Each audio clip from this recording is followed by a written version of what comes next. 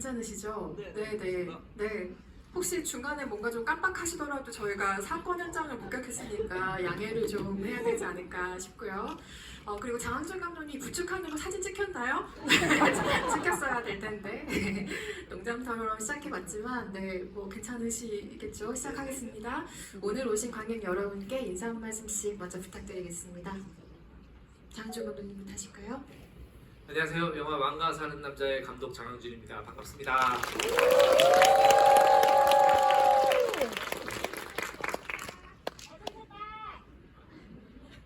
그럴 때마다 기분 좋습니다.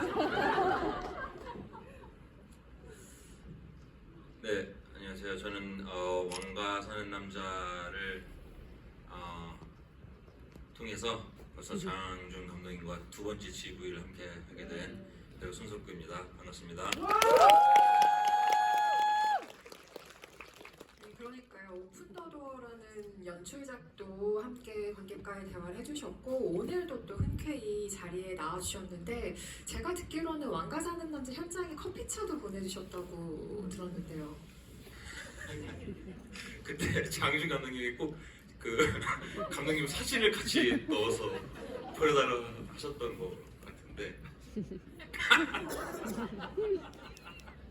네, 부끄러운 기억을 들추는 건가요? 혹시?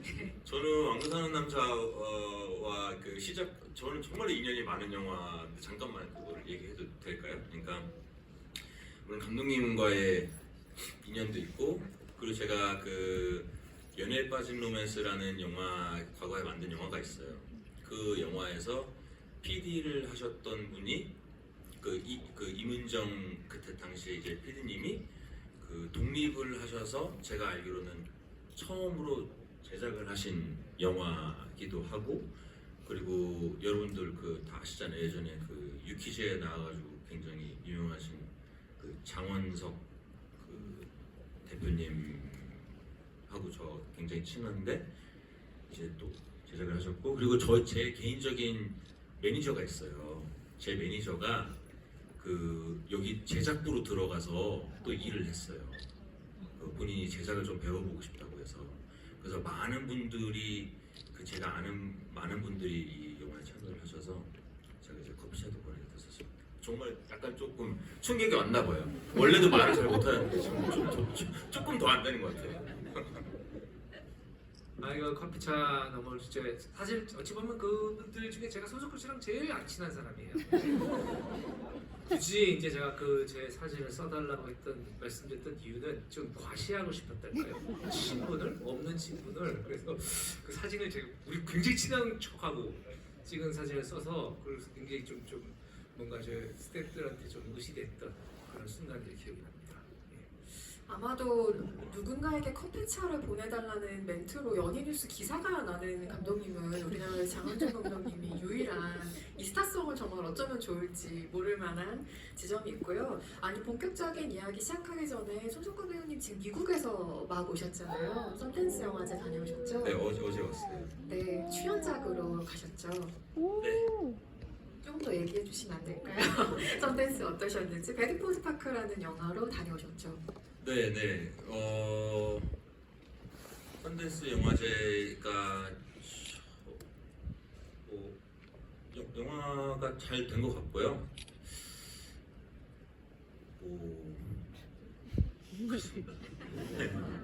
저희 충격이 많이 크셨나요? 네, 약간 시간을 벌어들이면 그 미국 인디 영화의 정말 보석 같은 작품들이 모이는 영화제가 썬댄스 영화제고 그래서 한국 배우들과 협업한 작품들이 매해는 아니어도 간간히 소개되기도 하는데요. 그렇게 소개된 영화 중에 한 편이 여러분 많이 좋아하시는 미나리라는 작품도 썬댄스를 통해서 소개가 된 작품입니다.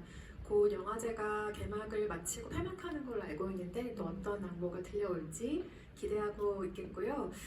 또 지금 쉬셔야 되는데 말씀을 또 걸어서 너무 죄송하지만 영화 보신 소감도 연이어서 말씀해 주셔야 되거든요. 같은 관에서 막 보신 걸로 알고 있는데요.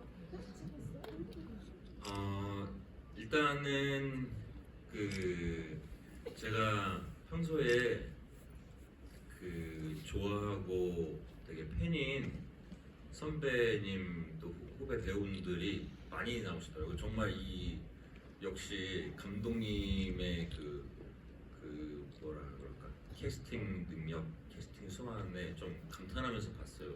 처음부터 약간 정말 많은 유명하신 그 배우분들이 나와서 그런 연기를 보는 재미랄까 그런 게 저는 굉장히 컸고, 그리고 역시나 저는 그 한 영화 안에서 좀 다양한 장르를 보는 재미가 있었던 영화 같아요.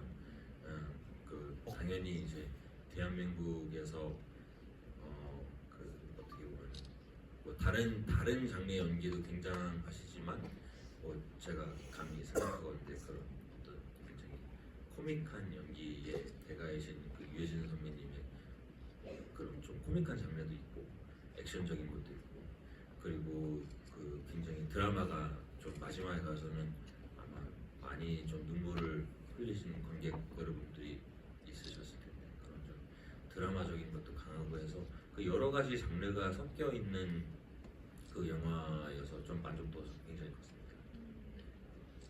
장항준 감독님의 첫 사극 연출작입니다. 사실 관객들이 시대극, 사극 굉장히 좋아하시지만 연출자 입장에서는 여러 가지를 조율해야 하기에 참 까다로운 장르 중에 하나이긴 한데요. 그럼에도 연출자 입장에서 느끼는 사극의 묘미라는 것 이번 영화를 어떻게 경험하셨는지 궁금합니다.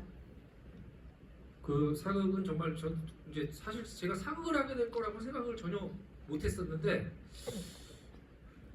이게 그 만약에 계유정난 얘기면 안 했을 것 같아요. 세조가 단종의 왕위를 찬탈하는 데까지가 대부분 지금까지 만들었던 이야기들이잖아요. 그 이후의 단종 얘기라는 게 저한테 더 훨씬 더 와닿았던 것 같고, 약간 느낌이 뭐냐면 실패한 정의의 뒷모습 같은 것들을 보여줄 수 있는 좀 다른 얘기를 할 수 있을 것 같다라고 생각해서 이제 하게 됐는데, 준비를 해야 될 것이 상당히 많더라고요. 네, 그래서 약간 뭐 귀찮았다고 생각하면은 이상하지만은 많은 스태프들하고 진짜 일이 한 2.5배 정도 더 늘어나는 것 같아요. 네. 그리고 많이 생각하게 되고 공부를 많이 했어요. 그래서 공부를 많이 하고 이게 맞나 저게 맞나 이런 것들도 계속 고민하게 되고 한 시간씩 계속 고민하면서 찍었던 것 같습니다. 네. 아무래도 뭐 디테일한 고증 문제라든지 정말 여러 가지로 2배, 3배로 신경 쓰실 게 많았어야 하는 장르이기도 하죠. 방금 계유정난 얘기를 잠시 해주셨는데 수양대군의 존재를 이 영화에서 혹시나 기대하셨던 분도 계실 수도 있겠습니다. 하지만 우리는 한명회라는 한 명의 거대한 빌런으로 그 모두를 포함시켜 놓은 인물을 만나게 되는데요. 저는 그래도 끝까지 조금 기대하면서 보았던 것 같아요. 뭐 실루엣이라도 수양대군이 등장하지 않을까? 단종과의 관계에서 워낙 중요한 인물이기 때문에요. 그래서 예컨대 뭐 한명회와의 대화신이 짧게 등장하진 않을까? 뭐 이런 생각들을 해보기도 했는데 그 존재를 드러내지 않는 게 처음부터 일관된 선택이었는지 궁금하더라고요. 근데 그거 처음부터 훈영되고 나오지 않는다라는 원칙을 세웠고 그런 느낌이 있어요. 진짜 거대한 악은 드러내지 않아요. 진짜 힘은 보이지 않아요. 네, 진짜 힘은 보이지 않는데 그 물리적인 힘을 생사하는 것이 한명회.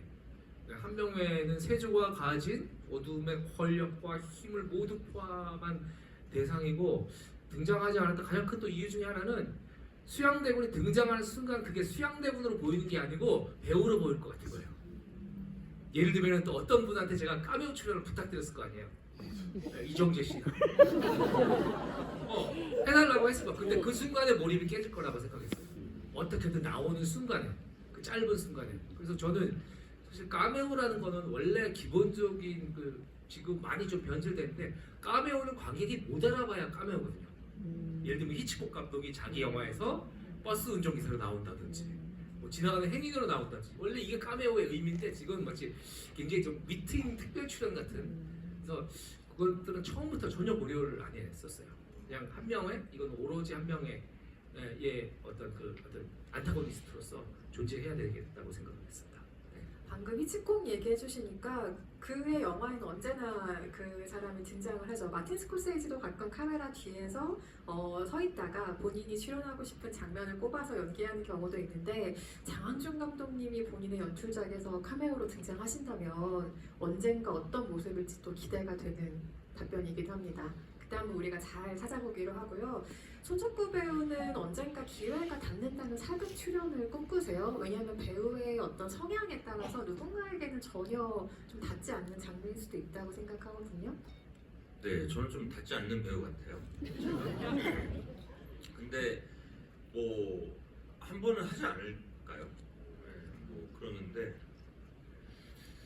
언제 될지는 잘 모르겠지만 좀 그렇게 잘할 수 있을지는 모르겠어요. 저게 그러니까 조금 더 상상력을 많이 발휘하지 않으면 내가 하나 그 다른 누가 하나 다르지 않을 수가 있는 장르가 좀 사극인 것 같아요. 그러다 보니까 그렇다고 좀 무리수를 뒀다가는 뭐 자칫 우리가 알고 있는 어떠한 그 사극의 범주가 있잖아요.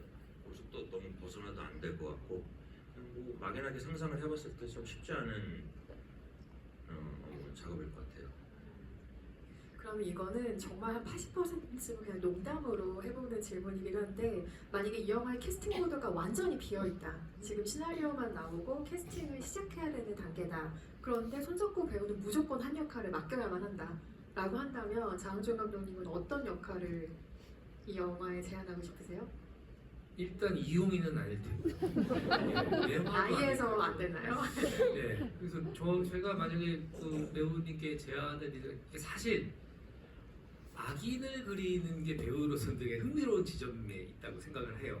그러니까 어떤 악인을 탄생시킬 것이냐, 어떤 고정관념을 내가 그걸 뒤집어 엎고 새로운 인물을 창조할 것이냐라는 것들을 봤을 때 지금 이번에 했던 한 명에는 유지태적 한 명이에요. 네, 유지태 씨가 해석한 유지태적 한 명인데 손석구 씨가 했으면 또 손석구적 한 명애가 나왔을 거라고 생각을 해요. 금성대군 같은 경우에는 사실은 그렇게 재밌는 역할은 아니잖아요. 너무 정의롭고. 근데 또 손석구 씨 자세히 보면은 선한 뒤에 이상입니다. 자세히 봐야만 알 수 있는 어떤 답변인 것 같지만 네, 저는 한 명에도 지금 얘기해 주셔서 상상을 해보고 있었는데 또 파격적으로 막도매비 같은 역할을 또 손석구 배우가 해주신다면 얼마나 또 새로운 사랑스러운 모습의 캐릭터가 탄생할까 좀 익살스러운 모습도 한번 사극에서 보면 재밌겠다 라는 상상을 머릿속으로 하고 있었습니다. 배우들은 내가 출연하지 않은 작품을 볼 때 다른 배우의 어떤 점을 눈여겨서 볼까요? 손석구 배우에게 그 지점 여쭤보고 싶고요. 왜냐면 같은 직업군이기 때문에 오히려 배우는 의식하려 하지 않을 수도 있다는 상상을 좀 해보게 됩니다. 그럼에도 눈이 가는 경우가 있을 텐데요. 어떤 경우일까요? 뭐 참고로 저는 뭐 한다면 그 토끼를 잘 잡던 뭐 제가 달리기가 좀 빠르거든요. 싶었어요. 그리고 그 이용이를 연기하신 그 박지훈님이 저는 좀 보면서 좀 연기를 잘한다는 생각을 많이 하면서 봤는데 아까 제가 말씀드렸던 그런 그러니까 너무 적절히 자기의 색깔이 좀 잘 들어간 그런 좀 연기였던 것 같아요. 네. 그게 좀 나한테 저런 대사가 오면 저렇게 했을까 싶으면 그러니까 적당히 소년 같은데 좀 어른 같고 그리고 조금 그런 사극 우리가 흔히 알고 있는 사극 말투라는 게 있잖아요. 그것도 뭐 우리가 좀 익숙한 그 범주 안에서 좀 되게 진짜 옛날 사람이 말하면 이제 저럴 것 같아. 처음에 목소리부터 이렇게 등장할 때, 그러니까 저 처음에 이제 유배를 가서 방 안에 있고 모습을 드러내지 않잖아요. 그러면서 이렇게 목소리만 나올 때, 그럴 때 좀 목소리가 참 좋다 그런 생각을 들었었고, 그 질문이 그게 맞잖아요. 그렇죠. 네. 다른 배우의 인상적인 장면에 대해서 제가 잠시 후에 다시 한번 여쭤볼게요. 그 배우들에 대한 얘기로 넘어가 보겠습니다. 제가 오늘 수습할 게 좀 많이 있네요. 연출 데뷔작을 함께한 배우는 연출가에게 정말 각별한 의미일 것 같아요. 2002년에 한국 영화에 진짜 걸출한 코미디 영화가 하나 탄생을 했죠. 라이터를 켜라 라는 장항준 감독님의 데뷔작, 연출 데뷔작이 곧 박수가 나오네요. 공개가 됐었는데요. 이 영화에 유해진 배우가 출연을 했었죠. 그래서 2002년에 함께 작업을 하시고 2026년에 개봉하는 영화로 다시 한번 배우와 감독으로 만나신 셈인데요. 두 분 다 그간 각자의 자리에서 굉장히 크게 성공한 이유의 만남이기 때문에 그 작업하신 소감도 조금 남달랐을 것 같기도 하고요. 네, 2002년도에 이제 유해진 씨를 그때 처음 만났어요. 처음 만났고 이렇게 좀 친해졌어요. 좀 그런 게 좀 그 사람이 좋더라고요. 그냥 그 사람의 좀 겸손한 태도도 참 좋았고 연기를 대하는 방식들도 참 좋았고 그래서 감독과 배우로 만났는데 이제 제가 나이가 같은 것 같아요. 친구하자. 이제 저희 부부랑 참 많이 놀았어요. 놀았는데 그때는 유해진 씨가 이렇게 영화 배우긴 하는데 이름은 모르는 사람들이 약간 그런 분이었는데 지금 그 20몇 년 동안의 사이에 유해진 씨는 우리는 한국 영화를 대표하는 엄청난 배우가 되셨잖아요. 그래서 근데 희한한 건 변함이 없다는 거예요.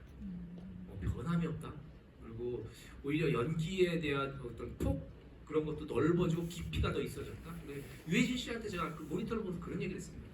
혜진아, 20대 때 너는 눈이 그냥 찢어진 것 같았는데 지금은 깊어졌어. 그게 주름의 효과인지 그게 나이가 들면서 자연스럽게 배우의 얼굴이 만들어진 건지 아니면 너의 삶의 켜켜이 얼굴에 쌓여진 건지 난 그건 모르겠는데 깊어졌어. 그래서 조금만 눈물이 맺히면 저 안에 되게 깊은 슬픔이 있는 것 같은 느낌이 이제 든다고 얘기를 했고 그리고 친구라서 그런지 몰라도 되게 편하기도 하면서 서로 굉장히 예의를 갖췄어요. 의식적으로. 유해진 씨도 저한테 현장에서 감독님 저도 유해진 씨 혜진 배우님 오시라니라 이렇게 하고 이제 그 밤에 이제 술 먹을 때는 새 이렇게 했는데 같이 일을 하면서 하기 전에 그 안태진 감독님한테 물어봤었어요. 이 올빼미라는 영화였어요. 저는 옛날에 유해진 씨랑 같이 일을 해봐서 요즘에 어떻게 일을 하는지 모르니까 제가 이제 그런 유해진 씨를 좀 알고 있어야 될 것 같아가지고 안태진 감독님한테 여쭤봤는데 너무 도움을 많이 받았던 고마운 배우였다. 현장에서 외롭지 않았다. 이렇게 얘기를 해주시는 거예요. 그래서 제가 이번에 일을 하면서 똑같이 얘기하고 다니고 있어요. 너무 많은 도움을 받았고 그리고 외롭지 않았어요. 상의하고 토론하고 그리고 이렇게 하면 어때? 저렇게 하면 어때? 물론 이제 말투는 이렇게 하면 어떨까? 이렇게 하기도 하고 이렇게 했지만은 거의 매일 끝나고 나서 둘이 같이 한잔하면서 낮에 찍었던 촬영 얘기하고 그리고 그 다음에 이거 새롭게 이거 대사 같은 거 추가하면 어떨까 하는데 그게 정말 너무나 행복했죠. 우리가 진짜 어렸을 때 하고 싶은 영화를 하고 있잖아요. 각자의 자리에서 한 작품으로 하고 있고 그 작품 얘기를 하면서 우리 술 먹으면서 친구들끼리 얘기를 하고 게다가 돈도 받잖아요. 우리 얼마나 좋습니까? 행복한 시절이었다. 그렇게 생각합니다. 옆에서 지금 표정을 보는데 정말 너무 행복해 보이셔서 지켜보는 것만으로도 기분이 진짜 좋고요. 저는 유해진이라는 이름은 왕가 사는 남자의 진짜 든든한 믿을구석이라고 생각해요. 물론 장항준 감독의 연출을 기대하시는 분들도 계실 거고 박지훈 배우의 연기 혹은 다른 배우들의 참여를 기대하시는 분들도 당연히 많으셨겠지만 나머지 분들의 이름은 기대감에 조금 더 가깝다면 어떻게 이 영화를 만드셨을까? 하셨을까 혹은 어떻게 표현하셨을까의 기분 좋은 퀘스천 마크에 가깝다면 정말 확실한 믿을 구석은 유해진이라는 이름이었던 것 같고 저는 경력이 이렇게까지 오래된 배우에게서 기대하는 바가 충족된다는 건 정말 힘든 일인 것 같아요.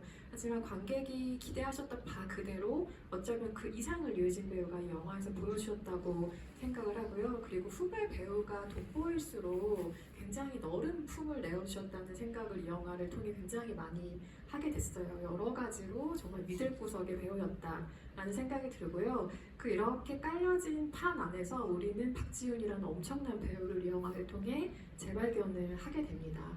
단종의 마지막 모습을 생각해보면 그 슬픈 눈의 클로즈업으로 끝나게 되죠. 근데 이 숏이 아무래도 박지훈 배우의 캐스팅 이후에 결정된 숏이 아니었을까라는 짐작을 좀 해보았는데 눈이 워낙 좋은 배우니까요. 네, 단종의 마지막에 처리를 두고 혹시 박지훈 배우 캐스팅 전후가 달라진 것이 있을까요?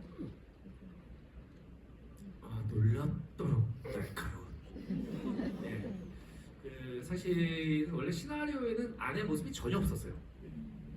이 줄을 당기는 사이에 전혀 없었고 콘티를 짤 때도 아내 내용 모습이 안 그랬어요. 왜냐면 비극은 문 밖에 있는 자들의 것이라고 생각했어요. 비극을 받아들인 태도는. 네, 그 단정이 죽어간 방이 아니고 문 밖에 있는 사람들. 원래 비극은 살아있는 사람들이 느끼는 감정이잖아요. 네, 그래서 오히려 단종에 가시는 최후는 아무도 보지 않았으면 좋겠다고 이제 생각을 했는데 이제 박지훈 씨하고 계속 이제 계속 촬영을 하면서 마지막 순간은 눈을 보고 싶다. 안 쓰더라도 찍어놓자가 된 거죠. 그래서 했는데 역시나 너무 깊은 눈으로 슬픔을 잘 표현해 주셨고 내가 진짜 이 배우의 빛나는 20대를 카메라에 담을 수 있어서 너무 행운이었던 것 같습니다. 네.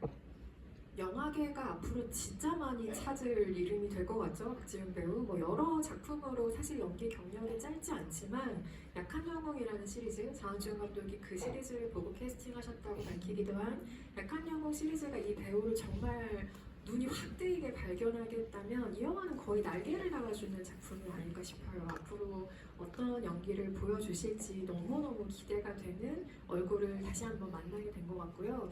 그런데 그 말씀하신 것처럼 문 밖에 사람들이 비극을 느낄 수밖에 없는 관객들도 덩달아 너무 비극적인 감정이 되고야 마는 그 단종이 세상을 떠나던 날의 촬영 당일 현장 분위기가 너무 궁금하더라고요. 왜냐면 이게 너무 중요한 장면이고 스태프와 배우들 모두에게 좀 긴장감과 침묵과 이런 게 좀 맴돌았을 풍경을 상상하게 되더라고요.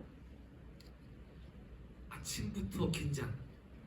항상 우리 이 영화 찍을 때는 거기 앞에 아까 배서 보셨지만 너무 예쁘잖아요. 그게 사실 카메라에 제대로 안 잡혔어요. 그 앞에 그 풍경이나 이런 것들이. 그거는 촬영 감독님이 잘못한 거겠죠.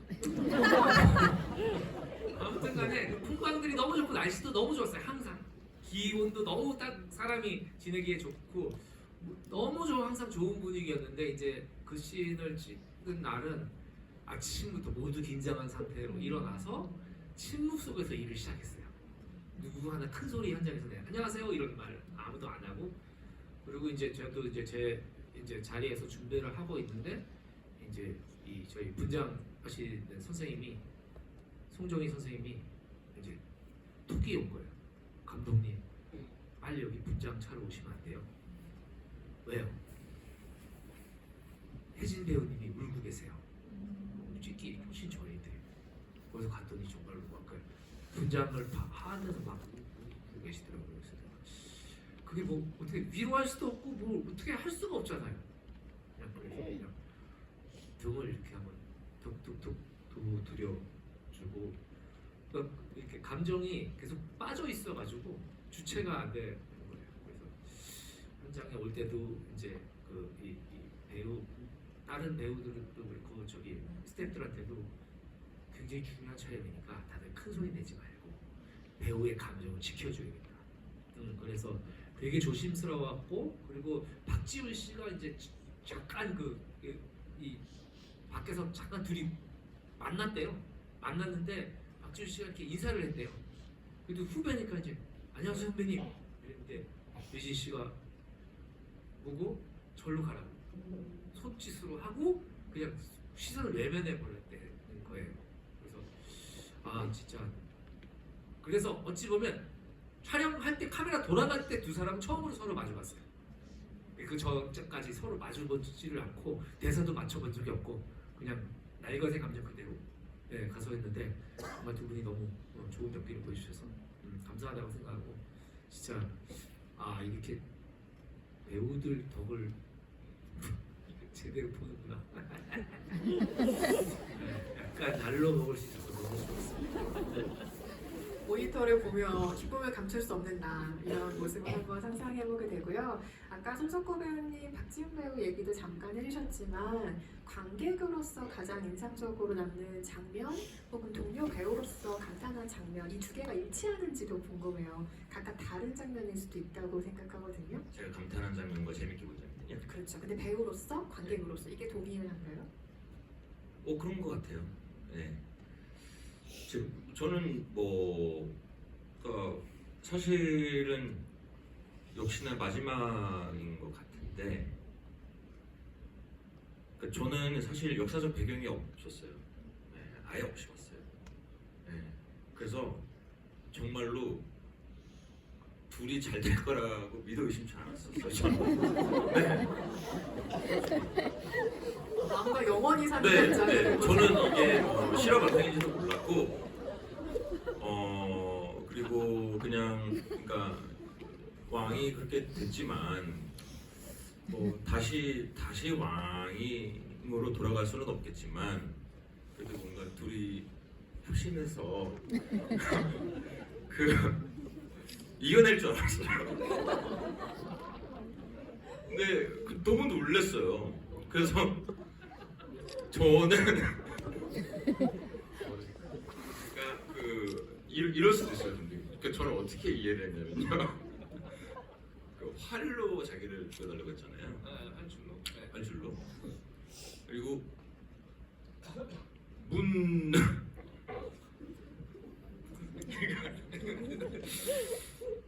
죄송합니다. 최근에 이렇게 웃긴 얘기 들어본 적 없어요. 너무 듣고 싶습니다.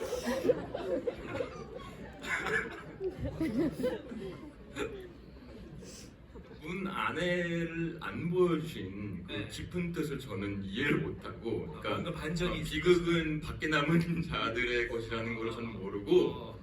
그 반전인 줄 알았어요. 아. 사실은 없었지. 아. 밖에서 그럴 수 있겠네요. 그렇게 보실 수 그러니까 있어요. 저처럼 무식한 사람들은 그렇게 보는 사람도 한 1000에 1명 있을 거예요. 아. 그러니까 맞겠지만 거기에 밖에 있는 이제 프로들이라고 할까요? 네. 속이고 그런 거 있잖아요. 연장하고 보면은 가고. 저기 이렇게 침리로 해서 도망가 있고 예. 사실 이렇게 막 죽인 척하고선 저는 누군가 살려주고 그래가지고 거기서 밖에 또 뭐가 이렇게 있을 줄 알았어요. 나쁘지 않은데요. 근데 정말로 죽은 거예요. 네. 그래서 이제 시신을 싸서 강에 흘려 보낼 때도 얼굴이 안 나오잖아요. 네. 저는 그때도 아닐 거야.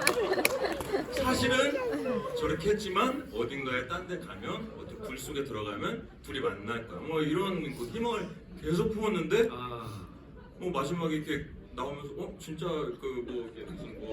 무슨 시대 변경 하면서 이렇게 나오잖아요. 그래서 뭐야 이거 진짜 있었던 일이야? 그러면서 이제 했는데 그러니까 더 슬펐어요.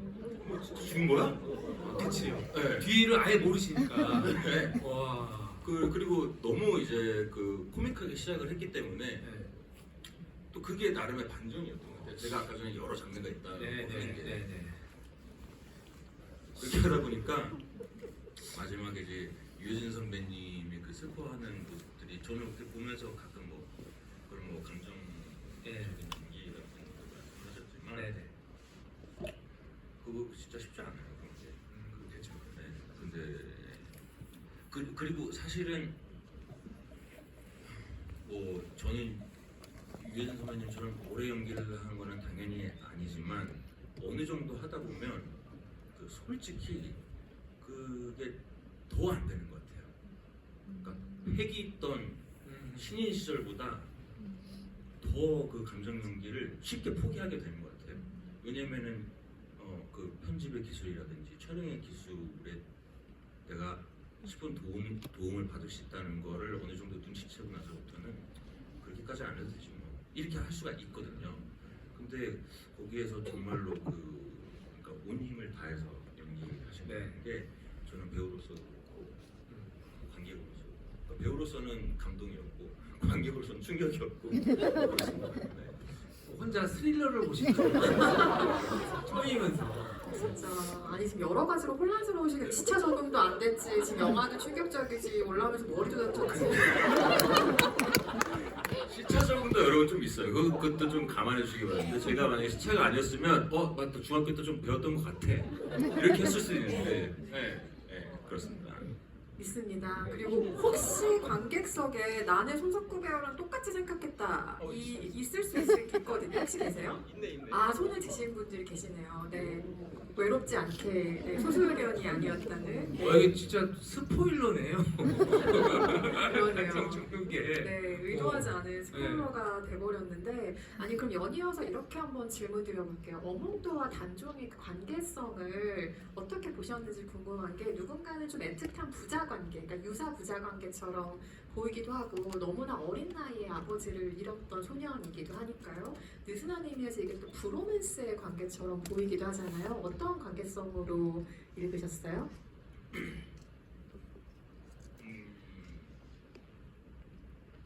그러니까 저는 기본적으로 선한 사람들이라고 생각을 했어요. 둘 다 선하기 때문에 좀 서로를 알아봤달까, 그리고 좀 통했달까, 거기에 그러니까 그런 부분도 있는 것 같아요. 보통은 이제 브로맨스라 함은 다른 지점에서 시작해서 같은 지점으로 가는 부분이 좀 많다고. 그래서 실제로 저는 보면서 아까 전에는 우스갯소리로 토끼 잡는 용이라고 얘기했었지만 저는 사실은 제가 이거 보면서 저는 하고 싶었던 캐릭터는 그 성함이 뭐였었죠? 유진 선배님 캐릭터 똥도가 저는 좀 관심이 갔어요. 왜냐하면 제가 만약에 연기를 한다면 저는 어몽도를 굉장히 야비하게 했을 것 같아요. 네. 그러니까 나만의 순전히 나의 개인적 사심을 채우기 위해서 저 사람을 이용하고 철저하게 계산되고 야비하고 치사하게 하다가 아마 좀 동화되는 그런 저는 아크를 좀 개인적으로는 그렸을 것 같아요. 근데 여기에서 근데 이제 그 해석은 배우분들마다 또 감독님마다 그리고 만드는 분이 다 다른 거니까. 근데 여기에서는 그와는 좀 반대로 굉장히 그 선한 자들이 만나서 거대하게 좀 맞서게 되는 그런 부분이었었는데. 네, 선한 사람들과의 만남이라는 관계성으로 네, 그런 관계성으로 저는 읽으셨다. 봤고 저게 저런 식으로 해석이 됐구나. 나는 아마 저 대본을 봤으면 다르게 봤을 것 같은데 그런 생각을 했던 기억이 납니다. 근데 손석구 씨가 말씀하신 게 상당히 일리 있는 게 저도 처음에 관계 설정을 그렇게 갖고 왔거든요. 처음에 홍도와 홍이의 관계는 상인과 손님이에요. 그 어몽도는 상인이에요. 저 사람으로 이득을 보려는. 네, 저 사람을 유치해가지고 이득을 보려는 상인인데 이제 거기서 이제 뭔가 틀어지기 시작하죠. 틀어지면서 어쩔 수 없이 모셔야 되는 상전과 하인 같은 관계로 가다가 조금씩 마음을 열기 시작하면서 이제 친구, 밥 먹는 씬부터 친구가 되었다가 마지막 이용이가 선택한 지점에 앞에 서서 아들을 바라보는 아버지가 되거든요. 저는 실제로 홍도라는 분이 세조가 이용이를 죽인 다음에 강에 시체를 버리는데 이걸 시체를 던지면 삼족을 멸한다고 기록에도 있어요. 삼족을 멸한 다음 친척들 다 죽이는 거거든요. 내가 잘못하면. 그런데 어떤 대단한 장수, 어떤 대단한 축신도 그 시체를 못 건드렸어요. 그래서 상당히 오랜 기간 동강에 떠다녔어요. 부패하면서 그 썩은 시체를 목숨을 걸고 가서 건져서 장사를 치른 사람이거든요. 부모만 할 수 있다. 네, 이거는 부모만이 할 수 있다라고 생각해서 그 관계성의 부자는 최후의 그 상황이 아니었을까. 그런데 아까 말씀하신 그거 맞아요. 그 상행 같은 내 이득을 취해야 되니까. 예. 그런 부분도 충분히 있죠.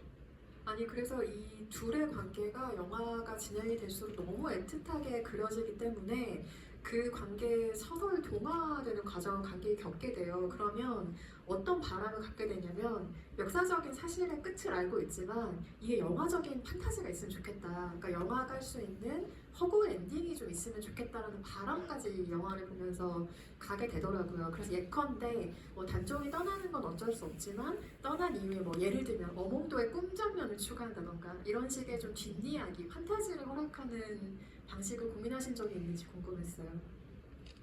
일단은 그 어몽도가 그 단종의 시신을 수습하는 과정에서 잠깐 회상 같은 게 들어가잖아요. 사실은 그건 회상이 아니고 환상 같은 거. 네, 언젠가 있을 수만 환상 같은 거. 원래 시나리오 없었던 건데 유해진 씨가 이런 거 해보면 어떻겠냐. 그러니까 괜찮을 것 같은 거예요. 찍어서 손해볼 거 없잖아요. 그리고 사람들이 다 있는데. 전 좀 그런 유연한 방식들을 좋아하거든요. 그리고 유해진 씨가 엄청난 흥행을 한 배우잖아요. 왠지 믿음이 가요. 아니 그런 게 있어요. 그 기운이라는 게 있어요. 그래서 안 쓰면 그만 편집해서 드러내면 되지. 이거 찍는데 오래 걸리지도 않고.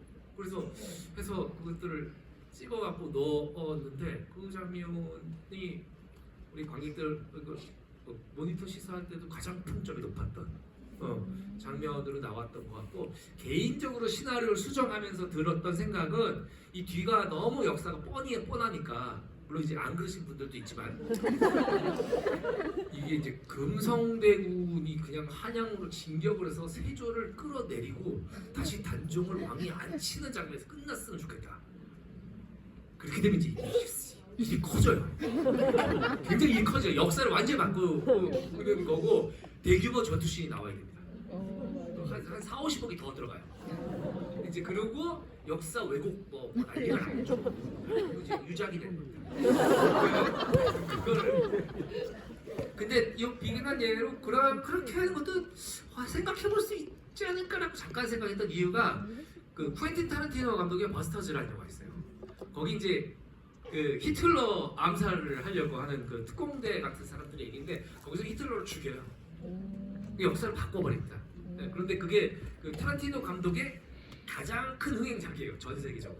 그래서 우리도 할 수 있지 않을까 했는데 이게 또 사실 역사적인 실존 인물도 다루는데 항준 쫄인 거죠. 네. 그래서 그냥 지금 있는 것만으로도 잘 준비해서 해보자. 마지막 질문, 공통 질문으로 두 분께 하나 드리고 마이크를 관객석으로 넘기려고 하는데요. 장항준 감독님의 여러 작품이 있고 색채가 정말 다양하죠. 그런데 저는 이 영화를 직전작의 리바운드랑 조금 연결해서 읽게 되는 면이 있었습니다. 왜냐하면 이기지 않는 서사라는 공통점이 있기 때문인 것 같아요. 이 사람들의 승리 혹은 어떤 식의 성취를 관객들이 계속 기대하면서 가게 되지만 끝내 원하는 승리는 이루지 못하는 이야기가 되거든요. 그 이야기가 남기는 여운이라는 게 분명히 있는 것 같아요. 어떤 여운이라고 생각하시는지 두 분께 의견 여쭤보고 관객석으로 마이크 넘기겠습니다. 저는 이 작품은 이게 역사적인 또 사건이고 우리 역사에서 그런 사건들이 많지만 사실 정의가 불의한테 진 사건이에요. 크게 보면. 그래서 조선이라는 나라의 역사의 물줄기가 바뀐 큰 사건이기도 하거든요. 근데 이제 항상 저는 역사를 대할 때 그렇게 생각해요. 성공한 영모는 인정받아야 하는가? 그리고 실패한 정의는 실현되지 못한 정의는 잊혀져야 하는가? 네. 실현되지 못한 정의를 기록하고 기억하는 것 자체가 후대에 우리가 할 일이 아닌가? 네. 그래서 사실 이 영화에 있어서 저한테는 그런 점이 되게 중요했어요. 아무도 거들떠도 보지 않는 이제 세조 승자는 세조잖아요. 네. 세조가 왕위를 찬탈하고 자기가 왕이 됐잖아요. 그리고 자기 조카를 죽여버린 사건이잖아요. 그런데 사람들은 세조가 왕위를 뺏는 서스펜스만 기억을 해요. 스릴과 서스펜스 그리고 폭력성만 기억을 하고 그 뒤에 단종이 어떤 마음가짐을 가지고 귀향을 갖고 거기서 어떤 최후를 맞이했는지 이 인간 이홍리에 대한 시선이 빠져 있어요. 그리고 피해자니까 당연히 나약할 거라고 생각을 합니다. 어떤 역사 기록에도 단종이 나약하다는 기록은 없거든요. 네, 오히려 어렸을 때부터 총명하고 할아버지인 세종대왕의 사랑을 듬뿍 받았고 그리고 수많은 신료들이 앞으로 성공이 될 자질이라고 해서 굉장히 기대를 했던 그런 어린 왕이 했는데 패배자는 나약함의 동의어가 아니잖아요. 네. 반드시 패배한 사람이 나약해서 패배한 건 아니거든요. 네. 어떤 여러 가지 이유로 패배했겠으나 그래서 저는 그런 패배한 사람이 좀 뒷면 아무도 우리가 보지 않으려고 하고 아무도 비추지 않았던 그런 것들을 좀 보여드리고 싶었다. 네, 그렇게 말씀드리고 싶습니다.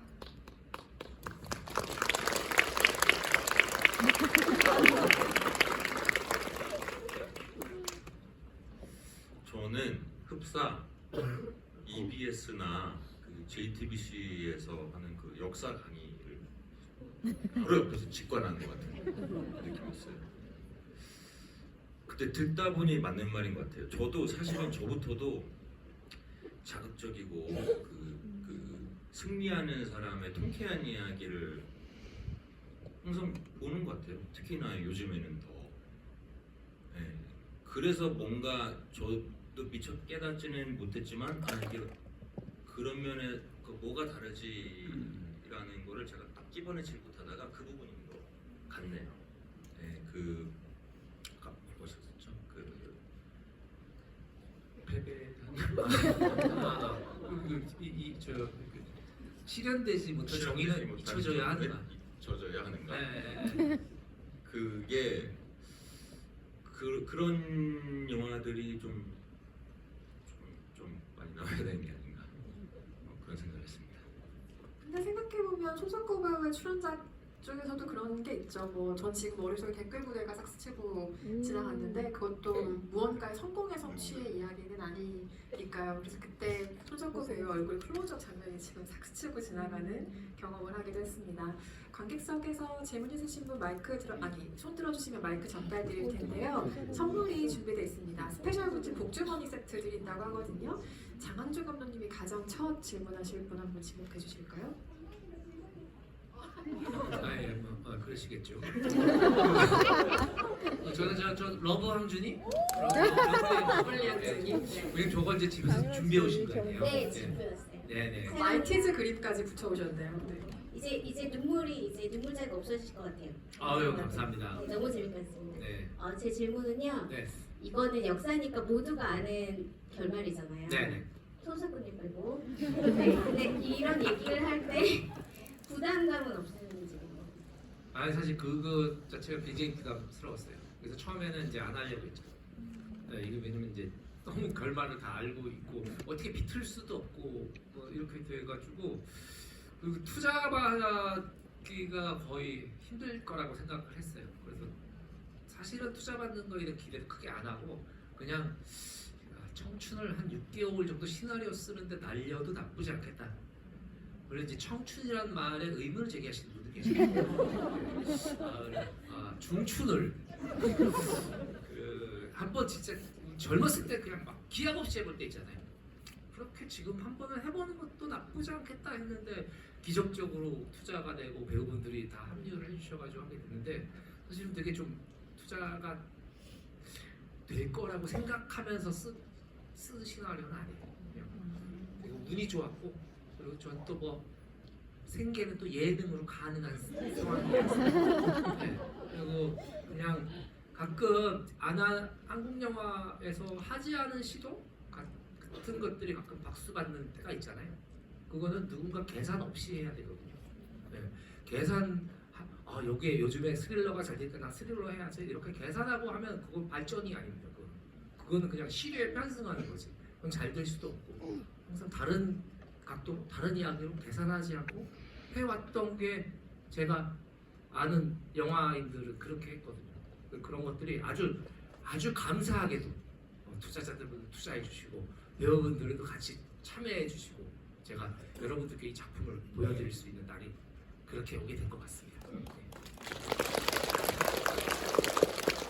아, 정말 UX 역사 강의 같은 멘트부터 한준 쫄 같은 멘트까지 오갈 수 있는 스펙트럼은 진짜 유일하실 거예요. 네, 다음 질문도 받아보겠습니다. 손석구 배우님이 한번 지목해 주실 수 있을까요?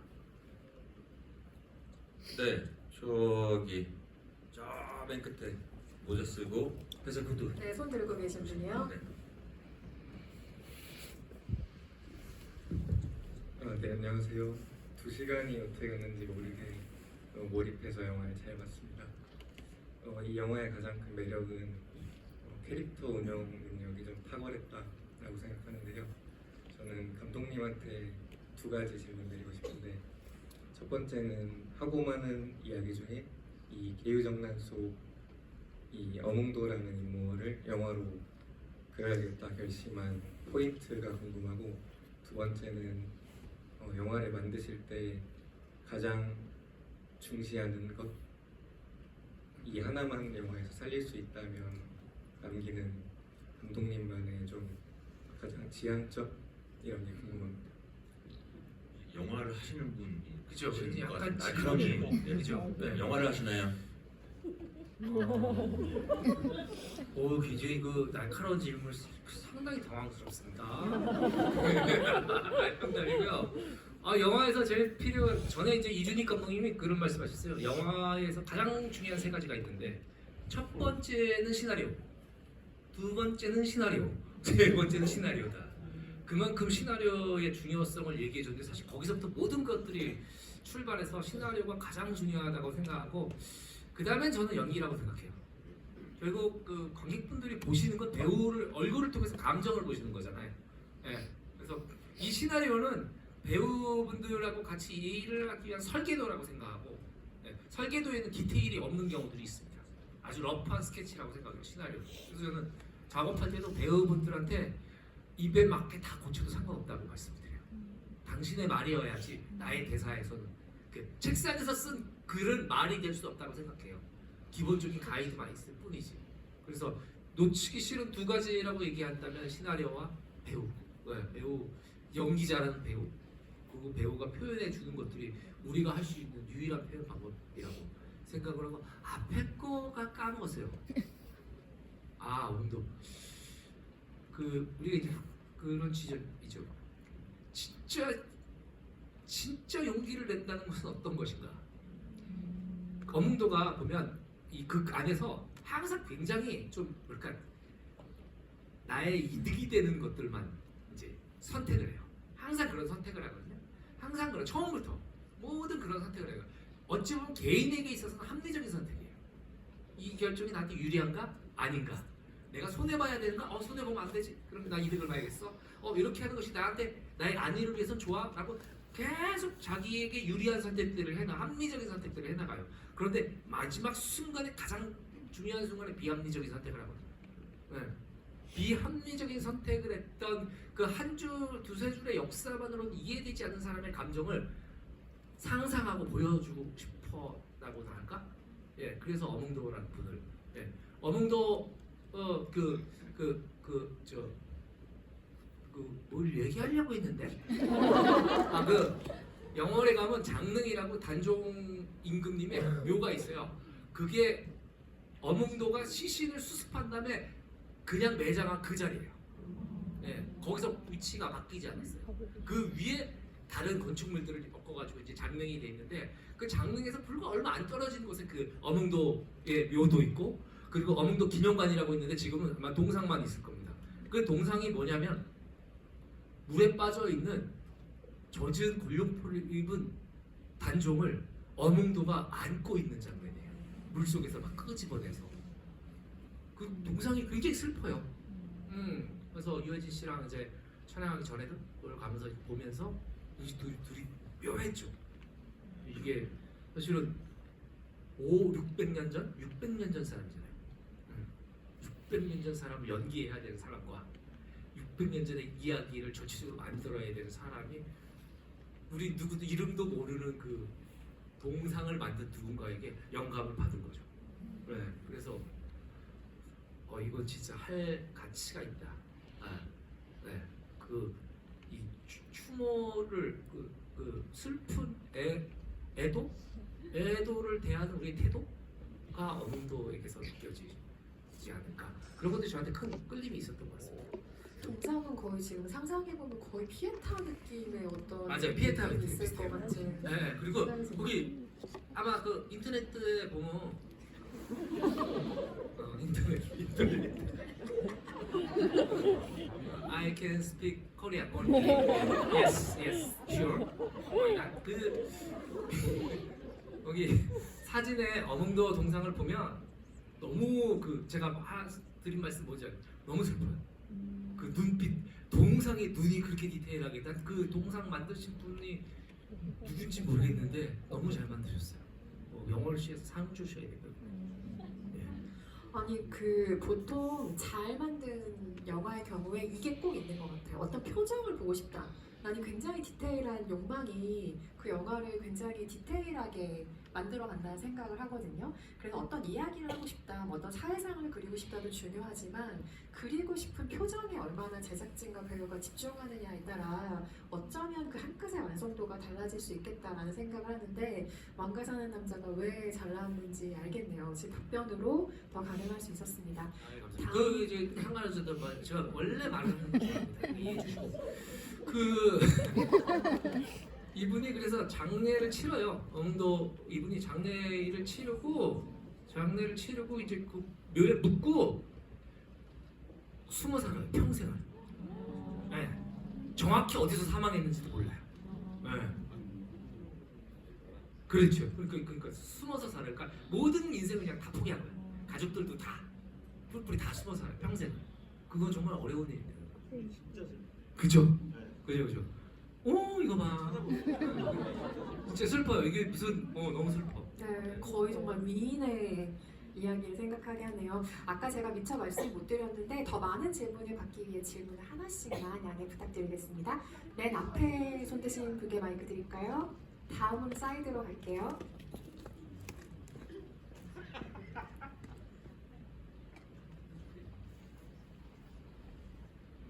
네, 감독님 영화 일단 잘 봤고요. 개인적으로 완급 조절이 아주 훌륭한 영화였다고 생각합니다. 웃기는 장면에서 정말 크게 웃을 수 있고 울 수 있는 장면에서는 크게 울 수 있는 영화였었는데요. 손석구 배우님과 장항준 감독님 같은 경우에는 그런 어떠한 완급 조절을 가장 위에서부터 가장 밑에까지 끌어올리고 내리게 하는데 어떤 포인트를 신경 쓰시는지 궁금합니다. 각각 연출과 연기의 면에서 얘기해 주실 수 있겠네요. 생각지도 못한 그런 거 생각을 해봐야겠네요. 코미디 할때 못했죠. 네, 저는 이거 아마 근데 감독님이 먼저 하시는 게 좀 제가 생각할 시간 좀 양보한 이유가 이겁니다. 아니 뭐 완급 조절 제가 먼저 예. 저도 막 딱히 지금 너무 질문이 너무 생각지도 못한 쪽이어서 완급 조절이라는 건 저는 그런 것 같아요. 끊임없이 배우하고 얘기하고 어느 정도의 감정을 여기서 갖고 올 것이냐 이 씬에서 또 어느 정도의 감정을 갖고 가시니까 사실은 다 머릿속으로 미리 계산을 해놓거든요. 계산을 했는데 이게 글은 무생물이잖아요. 대본은 무생물입니다. 근데 이제 그게 카메라도 무생물이에요. 그런데 이제 그걸 카메라 스위치 누르고 카메라 돌아가는 순간에 그 앞에 있는 배우는 생물이잖아요. 이 배우의 그 미묘한 표정 변화와 이런 것들이 약속돼 있어도 배우는 하면서 자기도 모르는 신세계를 경험할 때가 있거든요. 그러면 비로소 그 캐릭터가 생물이 돼요. 활자였던 것이. 그것들이 생물이 되는 순간에 통제가 안 돼서 나중에 영화를 망치는 경우도 상당히 많잖아요. 이 정도면 관객이 충분히 생각했을 거야. 라고 생각하고 우리끼리 막 오버해가지고 뒤에 감정이 안 붙거나 이런 것들이 많은데 그래서 전 이번에 작업할 때도 좀 촘촘히 했던 것 같아요. 그래서 유해진 씨랑은 제 방에서 단둘이 시나리오 한 장씩 읽으면 넘기면서 같이 얘기했어요. 이 씬에는 기화가 어떻게 서 있을 거야? 얘기하고 정말이야? 하고 여기 카메라는 앵글이 이렇게 진행되고 어떤 배우가 어떤 옷을 입고 서 있을 거야? 뭐 이런 것들. 그리고 유해진 씨는 여기 감정은 대사 이렇게 바꿨으면 좋겠는데 너무 좋은데? 그래서 거기서 그 즉석에서 또 해설 받고 그래서 그 전시회다 그렇게 했어요. 그러니까 우리 머릿속에는 항상 이렇게 어느 정도 이 그 합의된 틀은 있었지만 그거 자체는 붕괴되거나 뭐 그것을 벗어나는 경우들이 훨씬 많기 때문에 끊임없이 신경 곤두세우고 봐야 되는 것 같아요. 그렇게 일을 했습니다. 그 맞는 말씀이신 것 같아요. 완급 조절은 사실은 저는 개인적으로 제가 생각할 때는 제가 하지는 않고 좀 감독님이 이제 봐주시는 것 같고 저는 완급 조절보다는 제가 이제 배우로서 저 평소에 하는 건 그러니까 완급 조절은 저는 안 하는 것 같아요. 잘 안 하고 저는 아마 그 이제 특히나 뭐 2시간짜리 딱 영화다 하면 이렇게 그래프가 있을 거잖아요. 그거를 그리는 것보다는 이제 캐릭터를 잡는 게 저는 좀 중요한 것 같아요. 그러니까 뭐 A라는 캐릭터를 잡으면 뭐 이런 곡선을 그릴 수 있겠죠. 근데 뭐 B라는 캐릭터는 전혀 반대일 수도 있는 거인데, 그러니까 일단 저는 좀 그런 거 생각 안 하고 완급 조절 생각 안 하고 일단 대본에 충실한 캐릭터를 한 명 설정을 하는데 오래 걸리는 것 같고 그리고 그 캐릭터가 이제 누군지 알겠다 그러면은 그때부터는 이제 촬영장에는 그 캐릭터만 좀 가지고 가는 것 같아요. 그리고 나서 뭐 어디까지 얘가 갈지는 그날 좀 보는 거죠. 그런데 해보니까 뭐 이 정도인 것 같아. 근데 감독님은 뭐 이 정도야 혹은 이 정도야 이렇게 하면 요거 하나 해보고 요거 하나 해보고 뭐 그렇게 하는 것 같은데요. 동료를 좀 믿어야 한다는 말로 두 분의 이야기가 들리기도 하네요. 네. 시간이 많이는 없는데 짧은 질문과 짧은 답변으로 하겠습니다. 질문 있으신 분 질문 받아야겠죠? 네. 오늘 안 받으면 꿈에 나올 것 같아요.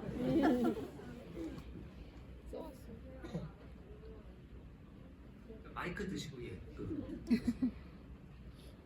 감독님, 제가 일단 23년도 이럴 때 그때 이제 라디오에서 방송 같이 하실 때 그때 막 그 라디오 막 이름 짓고 막 이럴 때 팬들 그때부터 되게 팬이었어요. 그때 제가 되게 우울한 시기를 보내고 있었는데 그 라디오를 들으면서 이런 사람이 있나? 막 이런 생각이 들었었거든요. 네, 그래서 나도 진짜 감독님처럼 저렇게 밝게 다시 극복하고 잘 살아야겠다 이렇게 용기를 갖게 돼서 그래서 오늘 집으로 온 것도 제가 부안에서 왔어요. 네, 그래서 저 감독님 보고 싶어서 그리고 실제로 이제 저는 TV나 유튜브에서는 되게 좀 왜소하시고 되게 가벼워 보이셨는데 아까 입장하셨는데 너무 기골이 장대갖고 제가 저도 모르게 멋있다 이렇게 진짜요? 많이 나온 거였어요. 네, 실물이 너무나 멋있으셔서 네, 제가 다 퍼뜨리려고 지금 준비를 하겠습니다. 이거 몰래 카메라는 아니잖아요. 네, 진짜 너무 멋있어서 놀랬고요. 감사합니다. 네, 그리고 제가 이 영화를 보면서 이제 느낀 거는 이제 단종 이용희님 그다음에 어몽도 이제 감독님은 항상 TV나 뭐 이렇게 유튜브나 이렇게 방송에서 하실 때 나는 너무너무 중요한 순간에도 우리 어머니 아버지가 전화가 오면 전화를 받는다. 그래서 항상 가족이 1순위고 나는 항상 다른 사람보다 가족을 가장 소중하게 여기는 사람을 존중한다. 이런 말씀을 많이 하셨잖아요. 근데 지금 어몽도 같은 경우는 3대를 멸한다고 하는데도 그거를 감수하고 그리고서는 이렇게 시신을 수습했잖아요. 근데 저는 궁금한 게 감독님 주위에는 너무나 좋은 분들이 많고 그러신데 감독님 가족을 제외하고 부모님이라던가 형제자매라던가 그 이제 예쁜 따님이라던가 아내라던가 그분을 제외하고 진짜 단종 같은 분이 마음에 있으신지 그게 정말 너무 궁금해요. 그 목숨을 걸고 없습니다. 이렇게 왜냐면 저와 제 가족의 안위가 훨씬 중요하기 때문에 사실은 그런 것 같아요. 저는 일제강점기 때 만주로 가서 독립운동했던 분들을 왜 우리가 잊지 말고 왜 박수를 쳐줘야 하냐면 보통 사람은 할 수 없는 일을 하고 이순신 장군 같은 분들이라고요. 그 개개인들이 다 모든 그 안정적인 것들 그리고 모든 위험을 다 무릅쓰고 가족들한테 가족들이 얼마나 만류할지도 눈에 보이지만 나는 모두를 위해서 난 나라를 위해서 가겠다. 네. 그거 자체 그래서 우리는 그 분들을 기억하려고 하는 거고 그래서 항상 그분들에 대해서 이제 좀 우리가 박수 치고 그리고 또 좀 그분들을 애도하는 거라고 생각하거든요. 저는 그렇게 못합니다. 그게 쉽게 할 수 없는 일이기에 네, 영화로 만나는 어떻게 해줍니까? 이야기인 것 같기도 하고요. 정말 죄송합니다. 마무리해야 될 시간이 돼서요. 끝인사 한 말씀씩 들려주시고 자리 마무리해야 될 것 같습니다. 손석구 배우님부터 인사 전해주실까요? 저는 오늘 영화도 재밌게 봤지만 또 진즉에 알고 있어야 할 우리의 역사를 배운 것 같아서 참 뿌듯한 시간이었고요. 그리고 언제일지는 모르지만 감독님이 또 다른 영화를 만들 때 그때 제가 출연이던 지부이던 이렇게 해서 또 같이 즐거운 시간 보냈으면 좋겠습니다. 저는 감독님 너무 좋아요. 감사합니다. 여러분들 손석구 씨를 배우로서도 많이 좋아하시지만 자연인으로서도 얼마나 매력적인 분입니까? 얼마나 맑고 투명하고 그리고 또 뭐라 그러죠? 다들 계산만 하면서 사는 것 같잖아요. 요즘 현대 막 어떤 첨예하는 끝에 서 있는 분들은 손석구 씨 너무 이렇게 없는 친분인데 커피차도 보내주고 GV도 두 번이나 하는 건 정말 어려운 일입니다. 역사에 대해서 좀 모르면 어떻습니까? 제 은인이나 마찬가지라고 생각해요. 그래서 다음 작품 대본 더 재밌게 잘 써가지고 우리 손석구 배우님과 같이 일할 수 있는 기회가 됐습니다. 네, 두 분의 만데뷰 그리고 또 각자의 차기작도 기다리고 있겠고요. 그 전에 왕가 사는 남자의 흥행이 중요하죠. 오늘 집에 함께 해주신 여러분의 입소문이 정말 중요합니다. CGV 에그 실관람평 이벤트 진행하고 있으니 많은 참여 부탁드린다는 이야기 전해드리고요. 2월 4일 극장 개봉 앞두고 있습니다. 명절에 가족들과 또 보시면서 오래도록 이야기 나눌 작품인 것 같고요. 많은 응원 부탁드리겠습니다. 인사드리겠습니다. 감사합니다.